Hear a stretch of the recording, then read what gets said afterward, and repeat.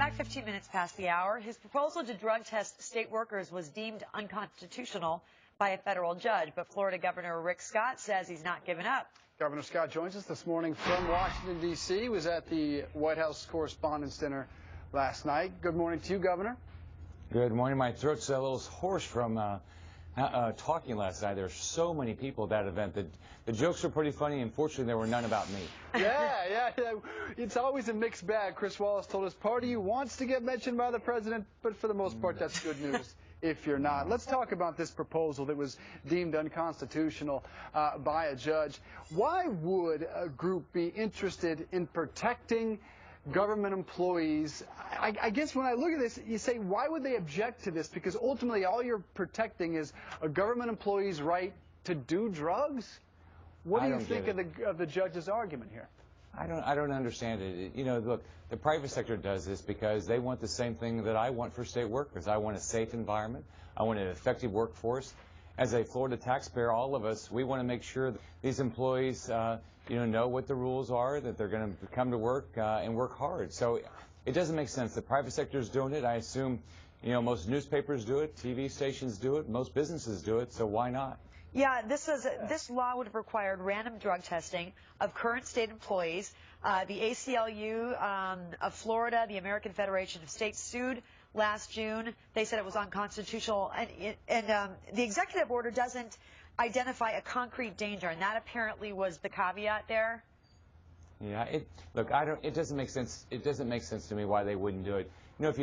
A friend of mine used to run a ski area, and he said that he's drug screened, and so you knew that if you couldn't get a job at the ski area because you're using drugs, you went and took another job. But it doesn't make sense to me. Private sector does it all the time. Why wouldn't you, as a state worker, why wouldn't you want to know the people you're working with are not using drugs? And you will pursue an appeal. Meanwhile, we want to talk about the economy, and yours down in Florida beginning to show some signs of life. The unemployment rate down from 9.4% to 9%, though greater than the United States as a whole. It does show some positive growth. Is there anything to be learned from the federal perspective from what you're doing in Florida there as the governor?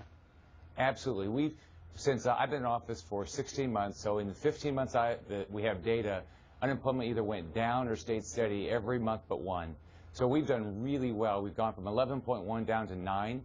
Last month, the biggest drop in 20 years, and here's the reason why.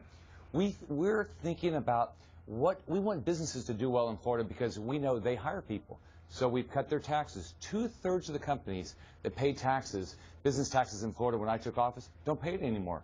We're in the process of eliminating 1,100 regulations. We're making the permitting process easier.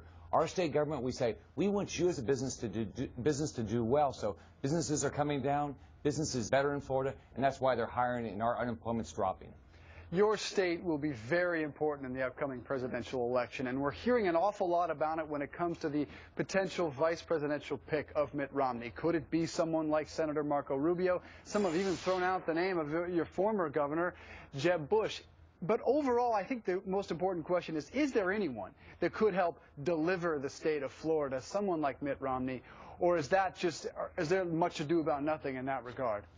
Oh, I think Senator Rubio or former Governor Bush both would be great picks. I think it'd be good for Florida. I think it'd be good for the country.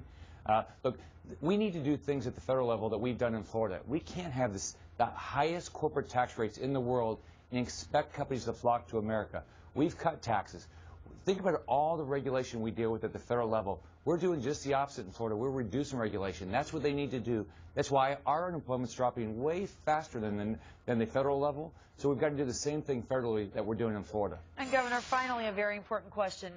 Who was your favorite guest there at the Correspondents' Dinner last night? Was it a celebrity? Was it another politician, a media person? Oh, it'd be a mistake to pick anybody. I enjoyed talking to a lot of people last night. I walked around. Very diplomatic answer, but we asked you for a specific one, sir. See, I didn't see anybody from Fox and Friends, but it would have been somebody from Fox and Friends. You must have missed Allison Camerata. All right, well, Governor Rick Scott, thanks for being with us this morning. We appreciate it. Have a great day. Bye-bye. Governor.